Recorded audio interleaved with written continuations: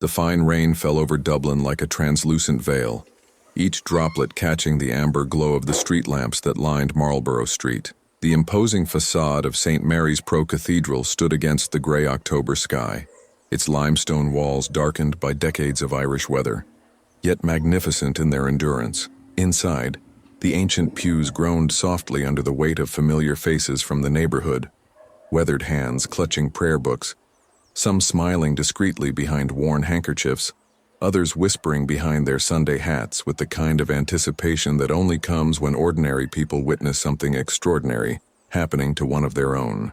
Fiona O'Callaghan stood before the altar, her 63-year-old hands trembling slightly as she adjusted the simple cream dress she had chosen with such care. The fabric was modest cotton, purchased from Grafton Street with money she had saved penny by penny from her work at the local bakery.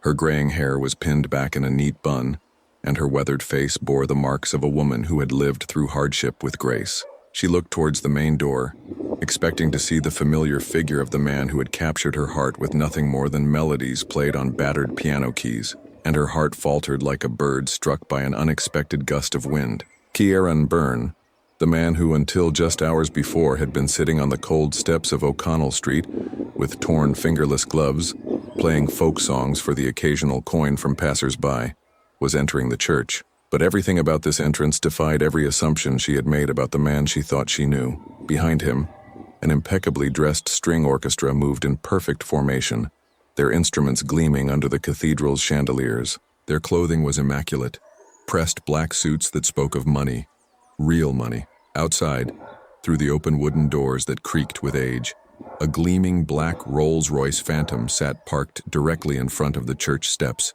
Its chrome bumpers caught the multicolored light filtering through the stained glass windows, creating rainbow patterns on the wet cobblestones. The sight was so incongruous with everything Fiona thought she knew about Kieran that for a moment she wondered if she was dreaming. In the second pew, Mrs. Bridget Murphy, a neighbor from Dorset Street who had never missed a Sunday service in 40 years, leaned towards Mrs. Catherine Walsh, the widow who ran the corner shop. Bridget's lips moved in a whisper, and her eyes held that particular gleam that Irish women get when they've stumbled upon gossip worth spreading. Fiona couldn't hear the words, but she caught the movement, that poisonous micro-expression she had seen directed at her so many times before. The judgment in those eyes hit her like a physical blow. But that's when something else caught her attention. A thin boy, no more than 10 years old, was standing discreetly at the side of the nave near the statue of St. Patrick. His clothes were too small for his growing frame, and his red hair was disheveled as if he had run through the rain to get there. In his small hands, he clutched a crumpled envelope with the desperation of someone carrying a message that could change everything. His eyes searched the church until they found Fiona's face, and then he began moving towards her with the careful steps of a child who knows he doesn't belong in such an important place, but has a mission that cannot wait. Fiona's breath caught as she crouched down to meet him at eye level. The boy approached without making a sound, his worn shoes silent against the ancient stone floor. When he reached her, he placed the envelope in her hands with the solemnity of someone far older than his years, whispering only, "He said if he didn't show up to read this, he made me promise." The orchestra's music filled the air with haunting beauty, but the sealed paper burned in her fingers like a forbidden secret. The wedding march had barely begun when the side door of the church, the one usually reserved for clergy, burst open with a force that made several elderly parishioners jump in their seats. A tall man in a dark gray suit strode forward with firm, measured steps that echoed like gunshots in the holy space. His face was stern, his graying hair combed back with precision, and he carried a leather briefcase that looked like it had seen the inside of many important rooms. He ignored the shocked stares of every person in that church, the gasps of surprise, the rustling of clothing as people turned in their seats to get a better look. His focus was laser-sharp, directed entirely at the man who stood at the altar in his simple black suit. When he stopped before them, his presence seemed to fill the entire space, making even the massive cathedral feel suddenly cramped and airless. His voice, when it came, was crisp with authority and education, carrying the accent of someone who had spent years in Dublin's finest establishments. "Mr. Kieran Don Byrne, your father demands your immediate presence.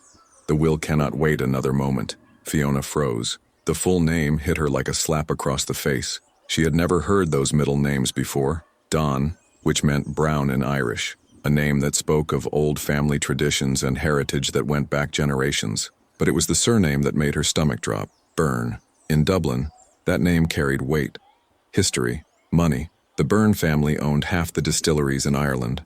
Their whiskey bottles lined the shelves of every pub from Cork to Belfast. The man's words hung in the air like smoke from incense, thick and suffocating. Around them, the congregation held its collective breath, and Fiona could feel the weight of their stares, the electricity of scandal crackling through the air like lightning before a storm. The beautiful music from the orchestra seemed suddenly discordant, as if the very harmony of the moment had been shattered by those few words. Kieran's face had gone ashen, the color draining from his weathered cheeks like water from a broken vessel. But his eyes, those kind, gentle eyes that had looked at her with such love just hours before, remained fixed on the lawyer with an expression Fiona had never seen before. It was a mixture of recognition and dread that made her stomach turn.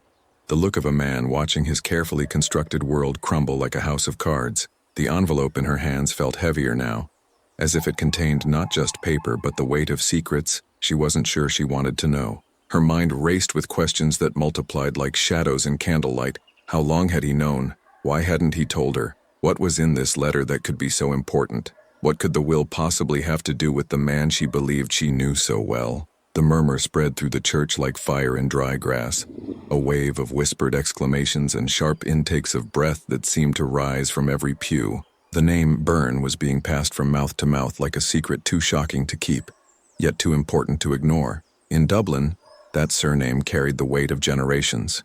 It was associated with the centuries-old Byrne & Sons distillery, whose emerald green bottles adorned every bar from the cobblestone streets of Temple Bar to the finest establishments in Ballsbridge. The golden whiskey that bore that name had been flowing through Irish veins for over 200 years, making the Byrnes one of the wealthiest families in all of Ireland. Fiona felt the heat rise in her cheeks as though she had been standing too close to a fire. The cream fabric of her dress suddenly felt suffocating against her skin, and her hands had begun to shake so violently that she had to press them together to stop the trembling. The words of the man in the gray suit still echoed in the vast space of the cathedral, bouncing off the ancient stones and settling into the hearts of every person present, like stones thrown into still water. The priest, Father Michael O'Sullivan, who had been prepared to perform what he thought would be a simple ceremony for two people of modest means, now stood frozen at the altar. His weathered hands clutched his prayer book so tightly that his knuckles had turned white, and his kind eyes darted between Fiona and Kieran with an expression of confusion and concern. He had known Fiona for years. She was the woman who cleaned the parish hall every Thursday evening, who brought homemade soda bread to the Sunday gatherings, who counted every penny before putting it in the collection plate. How could she be standing here, about to marry a man whose family owned half of Ireland's most profitable industry? As Father O'Sullivan hesitated, his mouth slightly open as if the words of the ceremony had simply evaporated from his memory, the man who had identified himself as Seamus Kilduff stepped forward with the confidence of someone accustomed to commanding attention in the most important rooms in the country. From his leather briefcase, which bore the subtle but unmistakable markings of one of Dublin's most prestigious law firms, he withdrew an envelope sealed with dark red wax. The seal itself bore an intricate coat of arms that spoke of history, tradition, and power that stretched back through the mists of Irish time. "There are clauses in the will that require your immediate presence, Mr. Byrne," Seamus said, his voice carrying the crisp authority of Trinity College education and years of practice in the highest courts. "You cannot simply ignore them, regardless of the circumstances."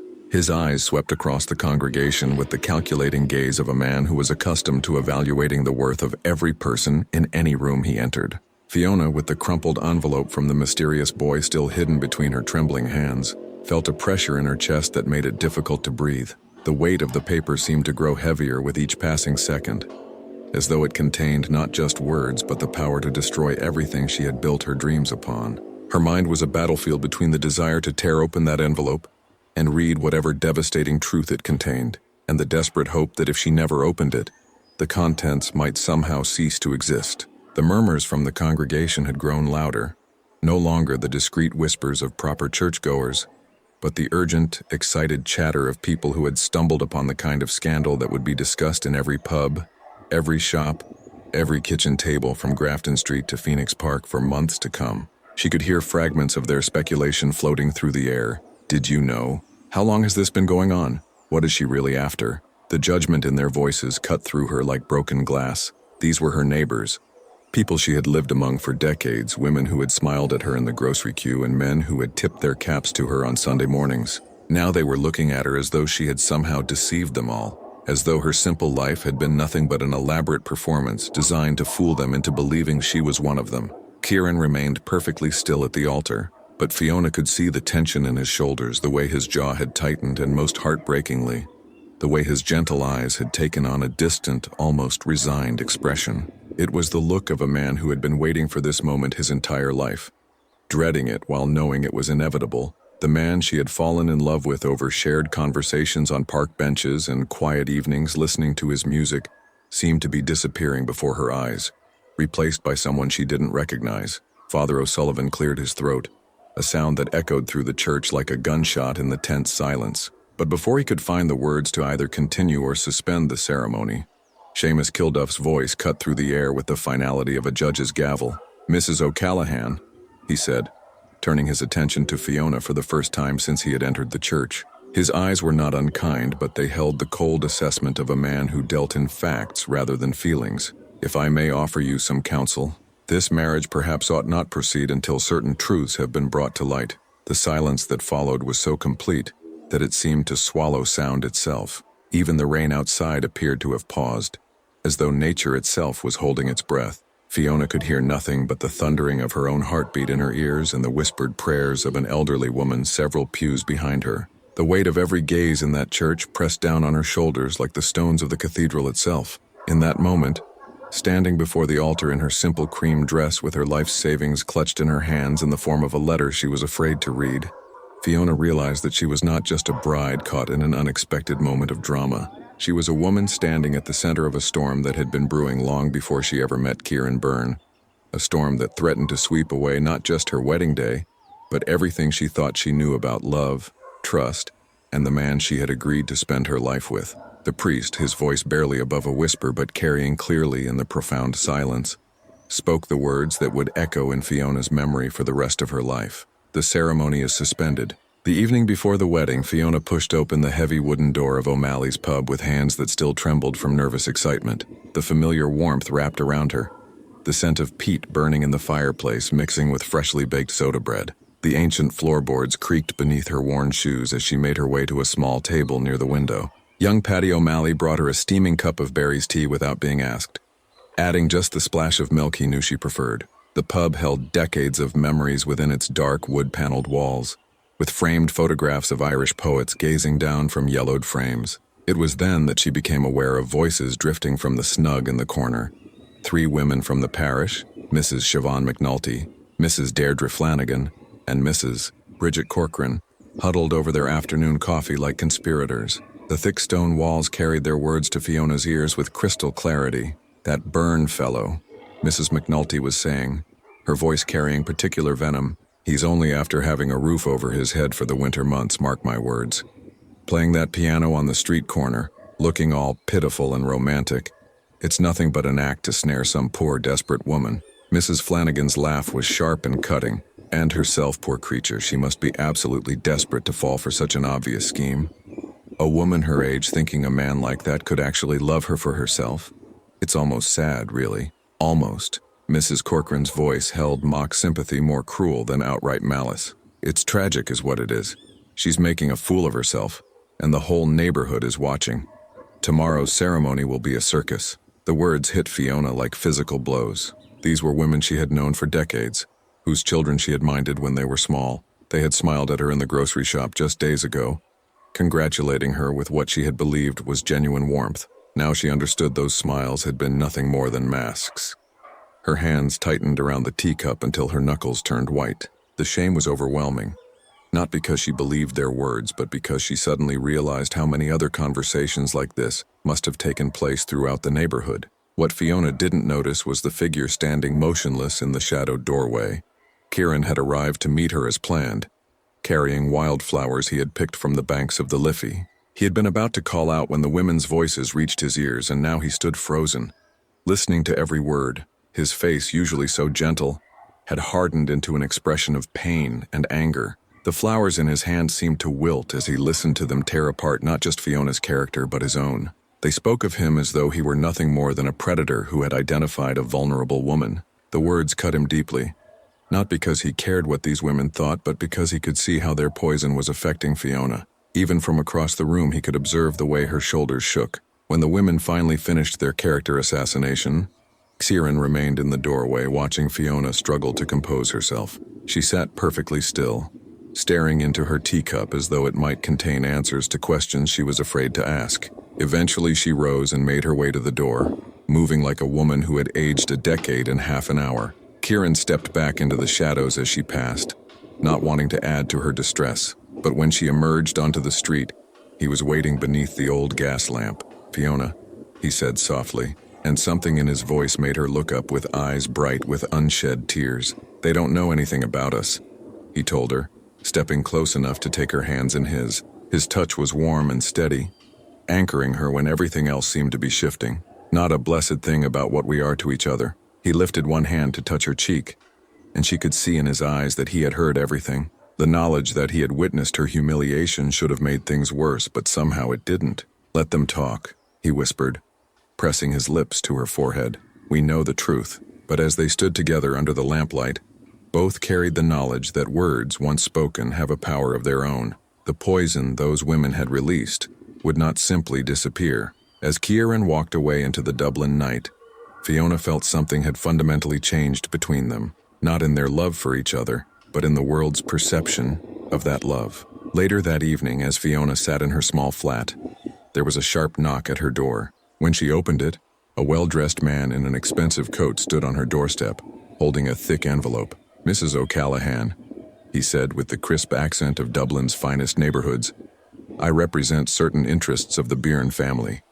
This envelope contains a very generous offer, enough for you to live comfortably for the rest of your life, provided you make the sensible decision to end this arrangement with Mr. Byrne before tomorrow's ceremony." Fiona stared at the envelope, feeling the weight of what it represented. Here was validation of every cruel word she had heard in the pub, proof that even his own family saw her as nothing more than a fortune hunter who could be bought off. For a moment, she considered the life that money could buy her.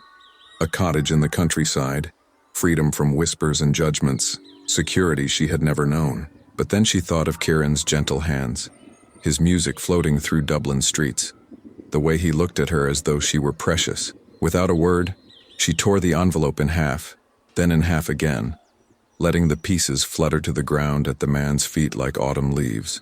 The sound of paper tearing seemed unnaturally loud in the quiet evening air.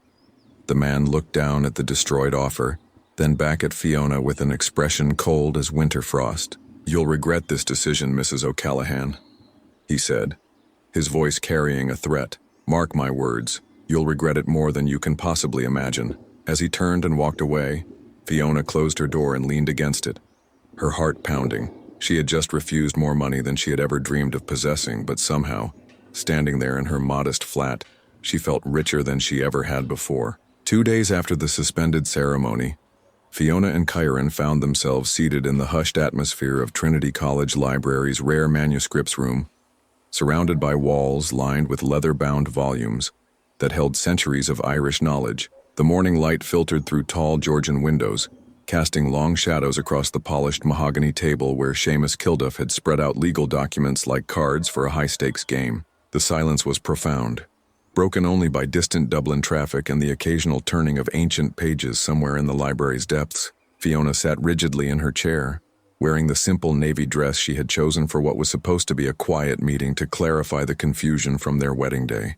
Her hands were folded tightly in her lap, trembling slightly. Across from them, Seamus opened his leather briefcase with methodical precision. His gray hair was perfectly combed, his expensive suit impeccable, and his manner carried the weight of someone who dealt with life-changing matters daily. The documents he withdrew were aged parchment, their edges yellowed with time, bound with crimson ribbon that spoke of old-world formality. "This," Seamus announced, lifting a thick document sealed with dark red wax, "is the last will and testament of Mrs. Marie Byrne, your father's mother, Mr. Byrne. She passed away 2 years ago, but there were specific instructions that certain clauses could only be executed under very particular circumstances. Fiona felt a chill as she watched Kieran's face.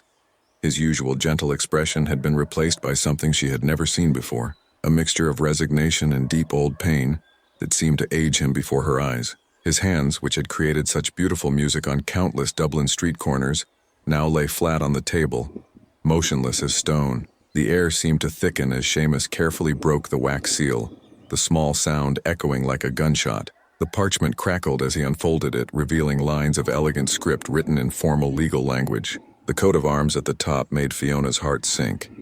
An intricate design speaking of a family history that stretched back through generations of Irish nobility. "Your grandmother," Seamus began, his voice taking on the formal tone reserved for legal proceedings, "was a woman of very particular opinions about family duty and personal responsibility. She was also, it must be said, a woman who understood the value of testing one's character." Kieran's jaw tightened, but he remained silent, his eyes fixed on a point beyond the lawyer's shoulder. Fiona wanted to reach out and take his hand, but something in his posture warned her that he needed to face this moment alone. Seamus cleared his throat and began to read. "To my grandson, Kieran Don Byrne, I leave the entirety of my personal estate, including all shares in Byrne & Sons Limited, all property holdings in Dublin, Cork, and Galway, and all financial assets held in trust by the Bank of Ireland, on the condition that he fulfill the following requirements." The lawyer paused, scanning down the page before continuing.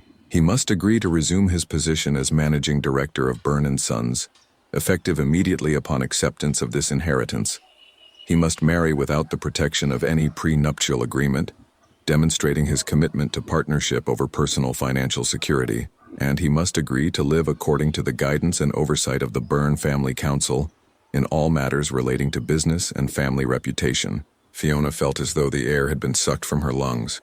The room seemed to spin as the implications settled into her consciousness, like stones sinking into deep water. The man she loved, the gentle soul who played piano for coins on Dublin streets, was being offered a fortune beyond anything she could comprehend, but only if he agreed to live a life that would transform him into someone entirely different. The weight of the silence that followed was crushing. Seamus closed the document and looked directly at Kieran, his expression professionally neutral but his eyes holding a hint of sympathy. "The estate is valued at approximately 12 million euros, he said quietly. "The distillery alone generates over 2 million in annual profit. Your grandmother's instructions were very clear. This offer stands until noon tomorrow. After that time, the inheritance passes to a secondary beneficiary chosen by the family council." Fiona's mind raced with questions and implications. She thought of the envelope that still lay unopened in her dresser drawer at home, the mysterious message from the boy at the church. She thought of the cruel words of the women in the pub, their speculation about Kieran's motives. She thought of the man who had offered her money to leave him, and wondered if he had known about this inheritance all along. But most of all, she looked at Kieran's face and saw a man caught between two impossible choices: the life of freedom and integrity he had chosen for himself, and the weight of family obligation and generational wealth that had been thrust upon him. The antique clock on the library wall ticked steadily, marking each second that passed while they sat in the silence of possibility and dread. Through the tall windows, Dublin continued its daily rhythm, unaware that in this quiet room, two people were facing a decision that would determine not just their own futures, but the fate of a family legacy that had endured for over 2 centuries. When Seamus finally spoke again, his voice was gentle but firm. "The family council has requested your answer by noon tomorrow, Mr. Byrne. They will be meeting in the boardroom at Byrne House on St. Stephen's Green. Your presence is expected, regardless of your decision." As they left the library and walked out into the autumn air of Dublin, Fiona felt as though they were emerging from one world and entering another. The weight of what they had learned pressed down on them like the gray Irish clouds that always seemed to hover over the city, promising rain that might wash everything clean, or storms that could destroy everything in their path. The choice before them was no longer simply about love or money. It was about who they would become, and whether the people they were could survive the transformation that accepting this inheritance would demand. The cold wind from Howth Head cut through their coats like ice water, as Fiona and Kieran walked along the weathered stone pier, watching the fishing boats bob gently in the gray waters of Dublin Bay. The autumn morning was crisp and sharp, carrying the salt tang of the Irish Sea and the distant cries of seagulls wheeling overhead. Below them, The dark waters stretched toward the horizon, where heavy clouds promised rain before the day was through. Ciaran had been silent for most of the journey on the DART train from the city center, staring out the window as the suburban landscape gave way to the rugged coastline of North Dublin. His hands, usually so expressive when he spoke, had remained motionless in his lap, and Fiona could see the weight of yesterday's revelation pressing down on his shoulders like a physical burden. They found a bench overlooking the harbor, its green paint weathered and chipped by years of exposure to the harsh coastal weather. Kieran sat heavily beside her, his gray hair disheveled by the wind, his usually gentle eyes clouded with a pain that seemed to reach back through decades of carefully buried memories. "My family never wanted to know about love, Fiona," he said finally, his voice barely audible above the sound of waves lapping against the pier. "Only about business, only about maintaining the name, the reputation, the bloody empire they built on Irish soil and Irish sweat." Fiona watched his profile as he stared out at the sea, noting the way his jaw tightened when he spoke of his family, the way his hands curled into fists before he forced them to relax again. She had known there was pain in his past. No man chose to live as simply as Kieran did without reasons that cut deep, but she had never imagined the scope of what he had walked away from. "I was meant to be the heir," he continued, his words coming slowly as though each one cost him something precious. "Groomed from childhood to take over the distillery, to marry the right sort of woman, to produce the right sort of children who would carry on the Byrne legacy for another generation. But I never wanted any of it. The boardrooms, the business dinners, the constant pressure to be someone I wasn't. It was killing me slowly, day by day." A fishing boat chugged past them, its engine putting out blue smoke that dissipated quickly in the stiff breeze. The fisherman at the helm raised his hand in greeting, and Kieran waved back automatically, the gesture so natural and unconscious that Fiona felt her heart ache for the simple man he had chosen to become. "So I walked away," he said, turning to look at her for the first time since they had sat down. 10 years ago, I packed a single bag, left a note on my father's desk, and disappeared. Changed my name, or rather, stopped using the full version of it, became just another face in the crowd, another street musician trying to make enough for a meal and a warm place to sleep." Fiona reached for his hand, finding it cold despite the wool gloves he wore. "And you were happy," she said, not asking but stating it as fact, because she had seen that happiness in his eyes every day since they had met. "I was free," he corrected gently. "For the first time in my life, I could choose who to be, how to spend my days, what mattered to me. The music I played wasn't for investors or board members. It was for anyone who stopped to listen. The conversations I had weren't about profit margins and market share. They were about real things, human things." He stood suddenly, walking to the edge of the pier where the wind caught his coat and whipped it around his legs. Fiona followed, standing beside him as he gripped the iron railing with both hands, his knuckles white with tension. "If I accept this inheritance," he said, his voice barely a whisper now, "I'll have to become everything I ran away from. I'll have to live by their rules, make decisions based on what's best for the business, rather than what's right for people. I'll have to wear their suits, attend their meetings, pretend to care about things that mean nothing to me." The wind picked up, sending spray from the waves across the pier, and Fiona tasted salt on her lips. She thought of the envelope still hidden in her flat, the message from the mysterious boy that she still hadn't found the courage to open. She thought of the women in the pub, their cruel laughter, their certainty that she was nothing more than a gold digger. She thought of the man who had offered her money to walk away, and wondered what he would say if he knew about this conversation. "But if you refuse," she said carefully, "you lose it all forever. The chance to help people, to make changes from the inside, to use that money for good instead of just profit." Kieran turned to her then, his eyes bright with something that might have been tears, or might have been just the sting of the salt wind. "That's exactly what I keep thinking," he said. "What if I could take their money and use it the way it should be used? What if I could transform the business into something that actually serves the community, instead of just exploiting it?" They stood in silence for several minutes, watching the clouds gather over the Irish Sea. A group of children ran past them, chasing a football that had escaped from their game, their laughter bright and carefree against the gray morning. Fiona envied them their innocence, their freedom from the kind of choices that could reshape entire lives with a single decision. "There's something else," Kieran said suddenly, reaching into his coat pocket. He withdrew the envelope that still remained unopened, the one the boy had given to Fiona at the church. I think it's time we found out what this says. Fiona's breath caught in her throat. She had carried that envelope like a secret weight for days, afraid of what it might contain, afraid of how it might change everything between them. But looking at Kieran's face now, seeing the resolution there, she knew he was right. With trembling fingers, she tore open the seal and unfolded the single sheet of paper inside. The handwriting was Kieran's, but shaky, as though it had been written in great haste or under extreme emotion. The words were simple, devastating in their honesty. My dearest Fiona, if you are reading this, it means I have lost my courage and fled rather than face what is coming. The lawyers will tell you things about my family, about money, about obligations I can never fulfill without losing the man you fell in love with. Please don't think less of me for being a coward. Please remember me as I was when we were happy, not as what they will try to make me become. You deserve better than a man who cannot choose between love and duty. Find someone who can give you the life you deserve, free from the shadows of my family's expectations. All my love, always. C. The letter fluttered in the wind as Fiona's hands shook.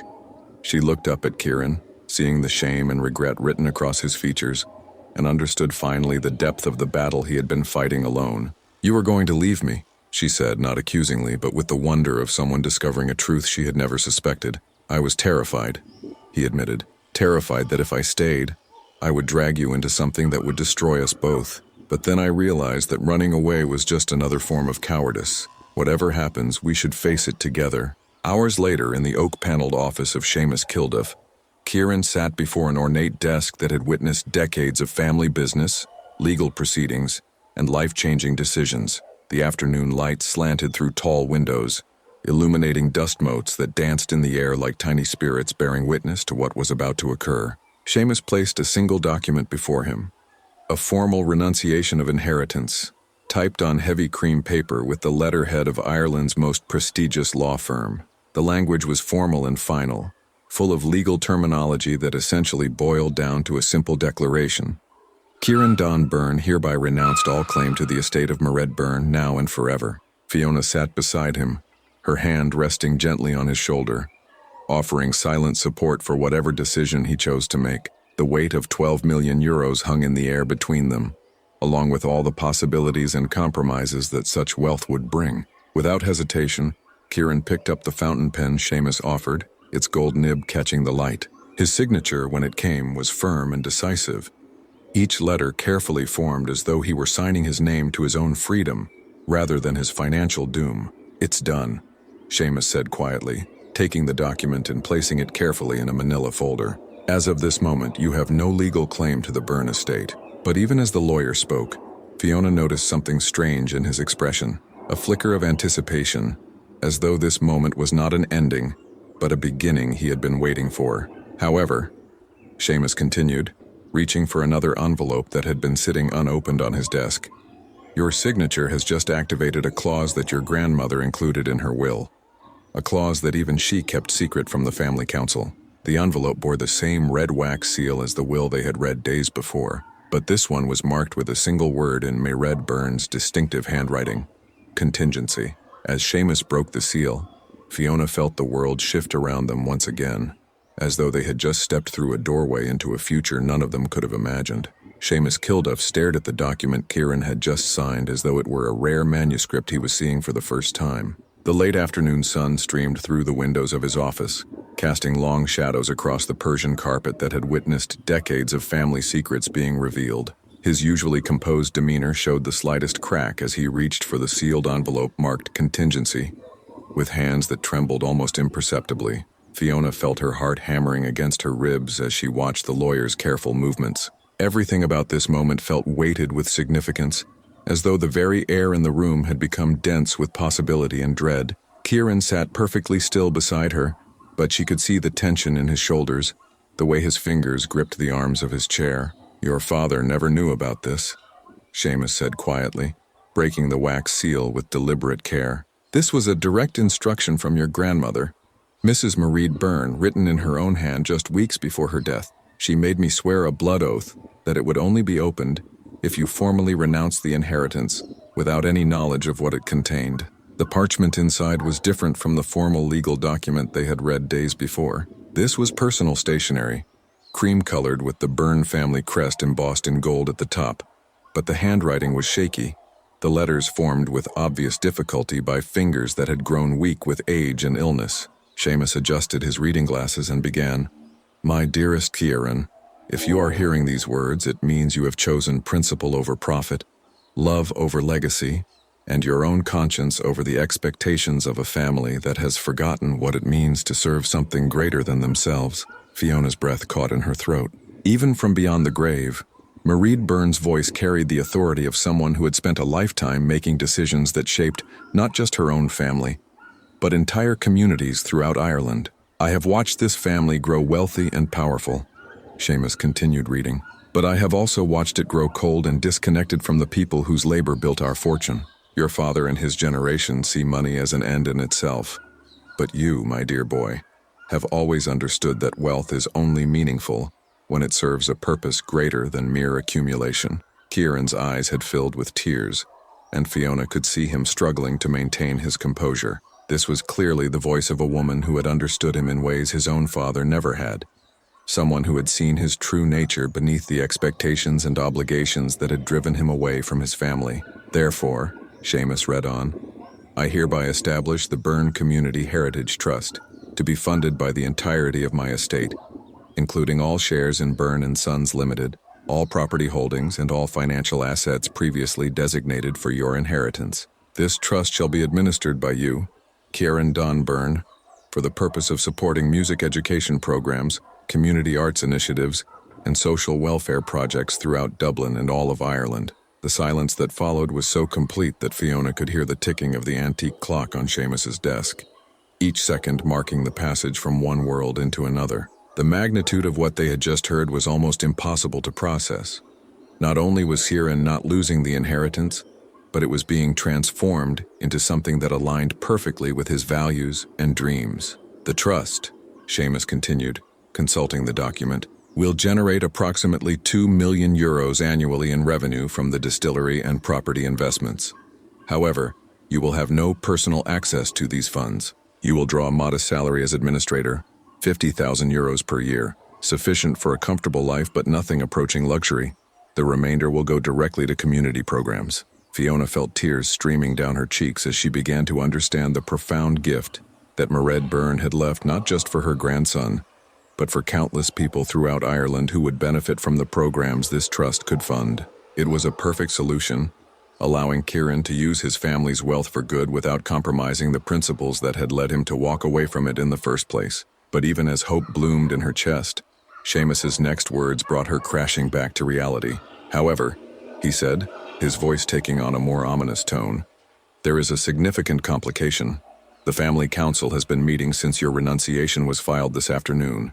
They are already consulting with their own legal team about the possibility of challenging your grandmother's wishes." Kieran looked up sharply, his tear-streaked face suddenly alert with concern. "On what grounds?" Seamus set down the document and folded his hands on the desk, his expression grave. "They could argue that your decision to renounce the inheritance was made under undue influence.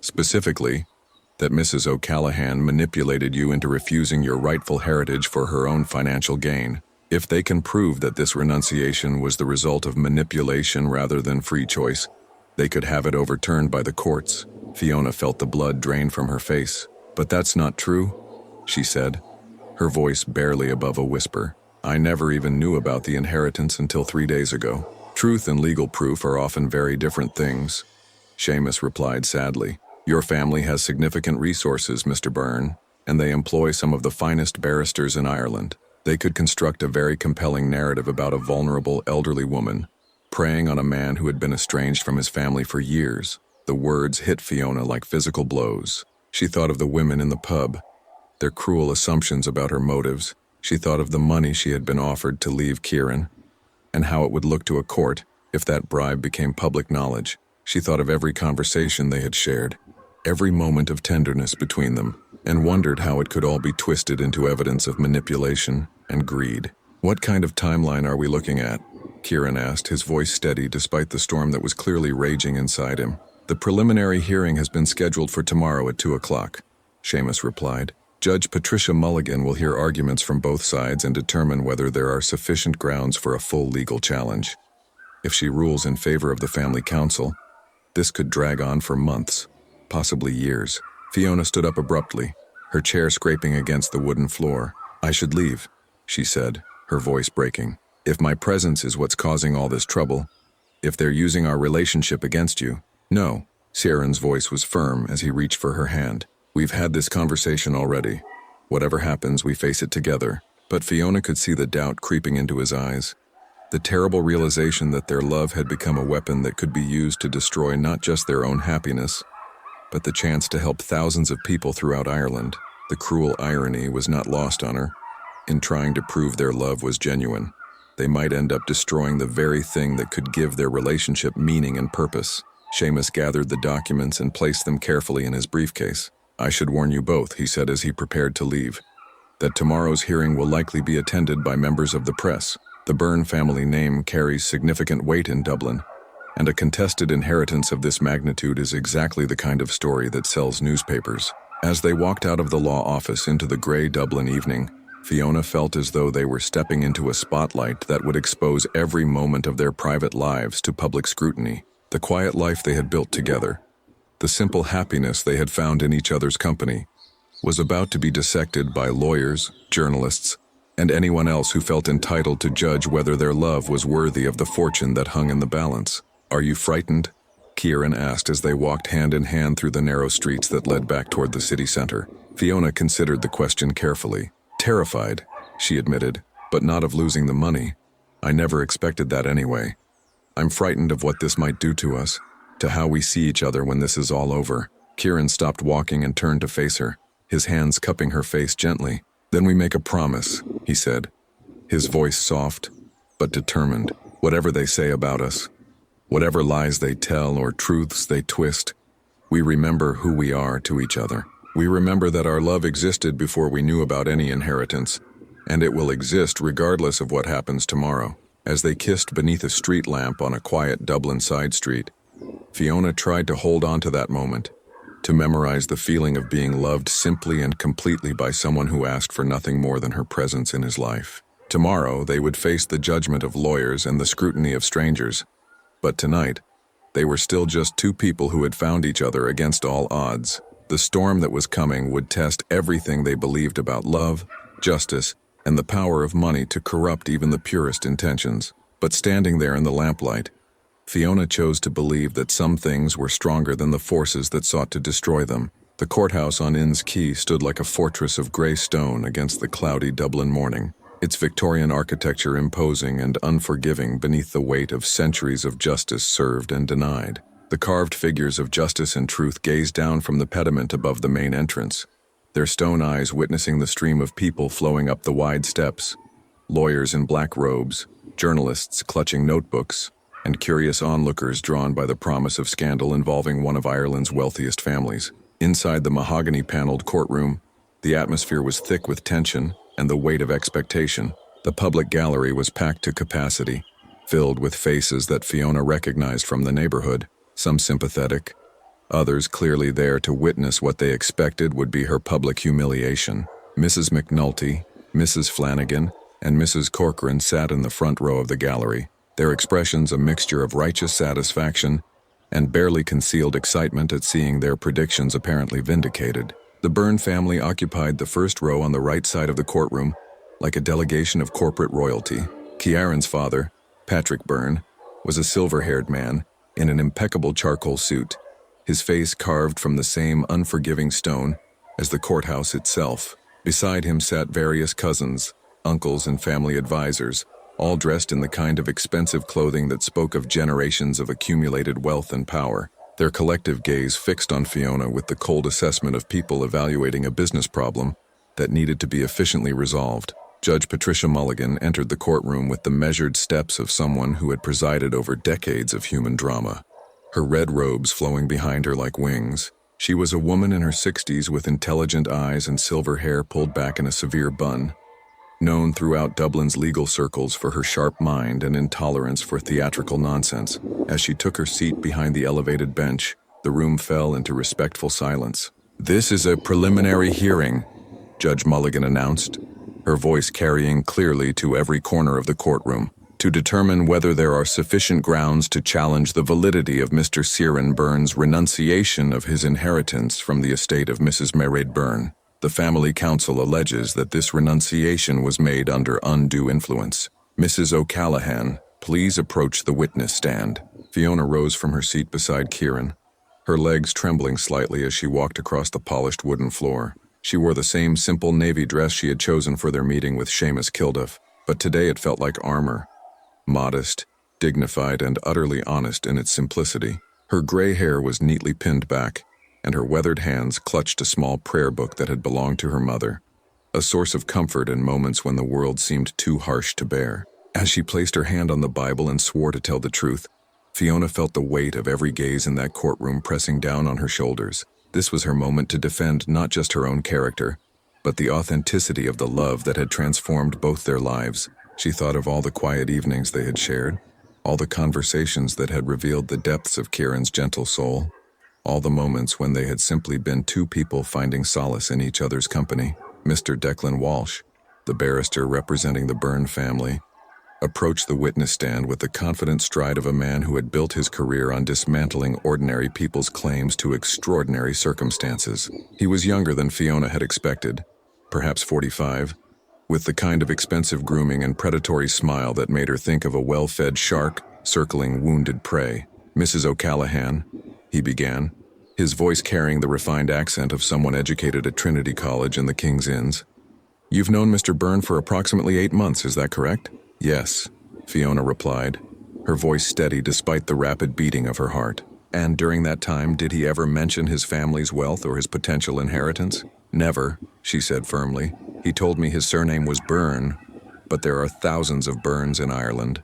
I had no idea about his family's business until 3 days ago. Walsh consulted his notes with theatrical precision. Yet you were prepared to marry a man who appeared to be homeless, a street musician with no visible means of support beyond the coins thrown into his hat. Doesn't that seem rather convenient for a woman of your modest circumstances? The implication hung in the air like smoke, and Fiona felt heat rise in her cheeks.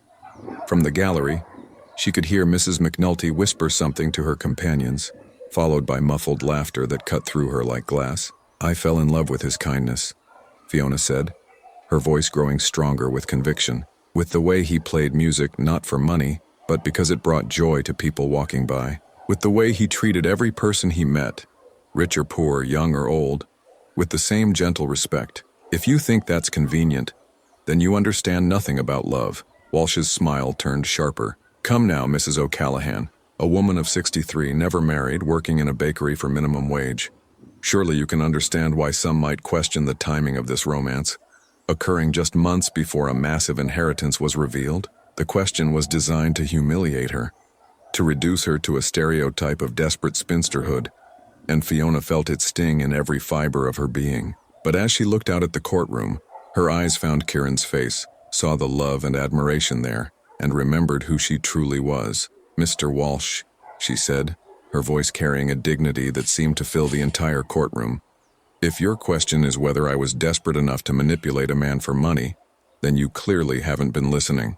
3 days ago, representatives of the Byrne family offered me a substantial sum to leave Kieran and disappear from his life. I tore up that offer without even opening it, because no amount of money could compensate for losing the respect I have for myself, or the love I have for him. A murmur ran through the courtroom, and Fiona saw several members of the Byrne family exchange uncomfortable glances. This was clearly not information they had expected to become public knowledge. If I had been motivated by greed, Fiona continued, her voice growing more confident with each word, I would have taken their money and walked away. But instead, I chose to stand beside the man I love, knowing that it would bring exactly this kind of scrutiny and judgment.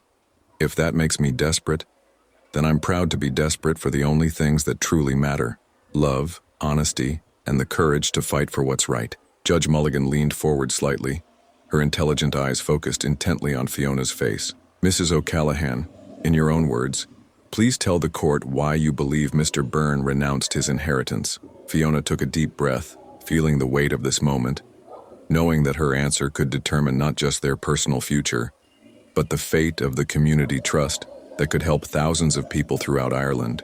Because, she said simply, He knew that accepting it would require him to become someone he wasn't, someone who valued profit over people, who made decisions based on money rather than conscience. He walked away from that life 10 years ago because it was killing his soul, and he wasn't willing to sell that soul back, not even for 12 million euros. She paused, looking directly at Patrick Byrne in the front row. His grandmother understood that. She knew that the only way to trust him with that money was to make sure he couldn't profit from it personally. She created the trust because she knew Ciaran would use it exactly as she intended, to help people, to support community programs, to give back to the Ireland that made the Byrne family fortune possible in the first place. The silence that followed was profound. Even Walsh seemed momentarily at a loss for words, his prepared cross-examination apparently derailed by the simple honesty of Fiona's testimony. Judge Mulligan consulted her notes, then looked up at the packed courtroom. "I will now examine the envelope delivered to Mrs. O'Callaghan at the church, which has been submitted as evidence." Seamus Kilduff approached the bench and handed over the letter Ciaran had written, the one that revealed his intention to flee rather than face the choice between love and family obligation. As Judge Mulligan read it silently, Fiona watched her expression soften almost imperceptibly. "This letter," the judge said finally, "was written before Mr. Byrne knew about the contingency clause in his grandmother's will. It demonstrates that his intention to refuse the inheritance was formed independently of any influence from Mrs. O'Callaghan. In fact, it suggests quite the opposite, that he was prepared to sacrifice their relationship rather than subject her to the pressures we have witnessed here today." She set the letter down and fixed Walsh with a stern gaze. "Mr. Walsh, your client's argument appears to rest on the assumption that love itself is somehow suspicious when it occurs between people of different economic circumstances. This court does not share that assumption." Fiona felt tears streaming down her cheeks as Judge Mulligan continued. "Furthermore, Mrs. O'Callaghan's testimony regarding the attempted bribery suggests that the family council was well aware of Mr. Byrne's feelings and attempted to circumvent them through financial manipulation. This does not support their current claim of concern for his well-being." The judge's gavel came down with a sound like thunder. "I find no grounds for challenging Mr. Byrne's renunciation. The Byrne Community Heritage Trust will be established as outlined in Mrs. Marie Byrne's will, with Mr. Ciaran Byrne as its administrator. This hearing is concluded." As the courtroom erupted in excited conversation, Fiona felt Ciaran's arms around her, his tears mixing with her own. They had won, but more than that, they had proven that love and integrity could triumph over money and manipulation. From the gallery, she heard Mrs. McNulty's voice, no longer mocking but filled with something that might have been respect. "Well, I never." She told them exactly what she thought, didn't she? As they walked out of the courthouse into the gray Dublin afternoon, Fiona realized that she was no longer the same woman who had entered that morning. She had found her voice, claimed her dignity, and discovered that she was far stronger than she had ever imagined. 6 months had passed since that gray October day in the courthouse, and Dublin had settled into the gentle rhythm of spring. The trees along O'Connell Street were budding with fresh green leaves, and the morning air carried the promise of warmer days ahead. The city seemed to have shrugged off the weight of winter, embracing the renewal that came with longer days and the return of hope to Irish hearts. The Byrne Community Heritage Trust had been officially established within a month of Judge Mulligan's ruling, operating from a modest office above a bookshop on Grafton Street.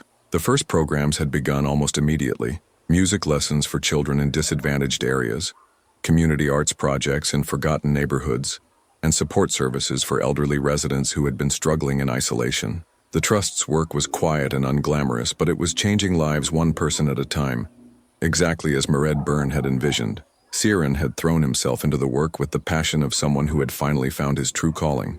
His days were filled with meetings with community leaders, visits to schools where children were learning to play instruments they had never dreamed of touching, and conversations with local artists who were creating murals that transformed gray concrete walls into celebrations of Irish culture and history. The man who had once fled from boardrooms and business suits now wore them with pride, because he knew that every decision he made would directly benefit the people of Ireland rather than line shareholders' pockets. Fiona had taken a part-time position with the Trust, coordinating community outreach programs and serving as a liaison between the office and the neighborhoods they served. Her natural warmth and genuine concern for others made her invaluable in building relationships with families who were often suspicious of offers of help from wealthy organizations. She had a gift for making people feel heard and valued. for understanding that dignity was just as important as financial assistance. Their life together had settled into a comfortable routine that bore little resemblance to the dramatic upheaval of those autumn days. They lived in a small flat near Phoenix Park, furnished with pieces they had chosen together from second-hand shops and local artisans. Their income was modest but sufficient, and they had discovered the particular happiness that comes from work that feels meaningful and necessary. On this particular afternoon, as the spring sun cast long shadows through the windows of their flat, Fiona found herself walking down O'Connell Street with a lightness in her step that had nothing to do with the weather. She had just finished visiting Mrs. Murphy, one of their first program beneficiaries, whose grandson was now taking violin lessons funded by the trust. The boy's progress had been remarkable, but more importantly, his newfound confidence had transformed not just his own life, but his entire family's sense of possibility. As she approached the familiar stretch of pavement where she had first encountered Kieran playing his battered piano, Fiona heard a sound that made her heart skip with recognition. The melody was one she knew well, a gentle Irish ballad that spoke of love found unexpectedly and treasured beyond all material wealth. But this time, the music was richer, fuller, accompanied by other instruments that created a harmony she had never heard before. There, on the same corner where a lonely street musician had once played for the occasional coin, sat Kieran surrounded by a small group of children ranging in age from 8 to 16. Each child held an instrument: violins, flutes, a small harp, even a bodhran drum, and together they were creating music that drew passers-by to stop and listen with expressions of pure joy on their faces. Fiona paused at the edge of the growing crowd, watching as Kieran guided the young musicians through the song with gentle gestures and encouraging nods. His face bore the same expression of contentment she had fallen in love with all those months ago, but now it was enhanced by the pride of a teacher watching his students discover their own gifts. As the song reached its conclusion, the children looked to Kieran for approval, their faces bright with the excitement of accomplishment. He smiled at each of them in turn, then noticed something that made his expression shift to one of tender surprise. There, leaning against the old piano, was a small handwritten sign that read, "For Fiona, who gave me everything without asking for anything in return." The crowd began to applaud, and several people dropped coins and notes into the open instrument cases. But Fiona barely noticed the money. Her attention was fixed entirely on Kieran's face as he stood and walked toward her, leaving the children to accept the praise and donations with the dignity of accomplished performers. "You're supposed to be at the office," she said as he reached her, but her voice was soft with affection rather than reproach. "I thought it was time these children had their first public performance," he replied, taking her hands in his. "And I thought you should be here to see what your support has made possible." Around them, the crowd continued to grow as word spread through the street that something special was happening. But for Fiona and Ciaran, the world had narrowed to just the two of them and the music that continued to flow from the young musicians behind them. The sounds of Dublin, traffic, conversation, the distant call of street vendors faded into background noise as they stood together in the same spot where their love story had begun. "Do you ever regret it?" Fiona asked quietly. "Giving up the inheritance, choosing this life instead of the one your family wanted for you?" Kieran's answer came without hesitation. "How could I regret choosing love over money, purpose over profit, community over isolation? Look around us, Fiona. Look at what we've built together." She followed his gaze, taking in the sight of children from some of Dublin's poorest neighborhoods playing instruments worth more than their family's monthly income, their faces glowing with pride and possibility. She saw office workers who had stopped on their way home to listen, elderly couples holding hands as they swayed gently to the music, tourists capturing the moment on their phones to share with loved ones far away. "This is what wealth really looks like," Kieran continued, his voice thick with emotion. "Not numbers in a bank account, but moments like this. Lives changed, dreams awakened, communities brought together through shared beauty." One of the children, a girl of perhaps 12 with bright red hair and freckles across her nose, approached them shyly. "Mr. Byrne," she said, "my ma'am wanted me to thank you for the violin lessons. She says it's the first time she's seen me smile since me da died last year." Kieran knelt down to the girl's level, his eyes bright with unshed tears. "The music was always inside you, love. We just helped you find a way to let it out." As the afternoon light began to fade and the impromptu concert came to an end, the children carefully packed away their instruments while chattering excitedly about their next lesson, their next performance, their next opportunity to share their gift with the world. The crowd dispersed slowly, many stopping to speak with Kieran and Fiona about the Trust's work, about opportunities for their own children, about ways they might contribute to what was clearly becoming a movement rather than simply a program. Walking home through the Dublin streets as the evening lights began to twinkle in shop windows and pub doorways, Fiona reflected on how much their world had changed since that dramatic day in the church. The crisis that had threatened to destroy their happiness had instead revealed the true strength of their bond and shown them a path toward a life of meaning and service. "You know," she said as they paused to watch the sun set over the Liffey, painting the water gold and orange, "I think your grandmother would be proud of what you've done with her gift." "Our gift," Kieran corrected gently. "None of this would have been possible without you.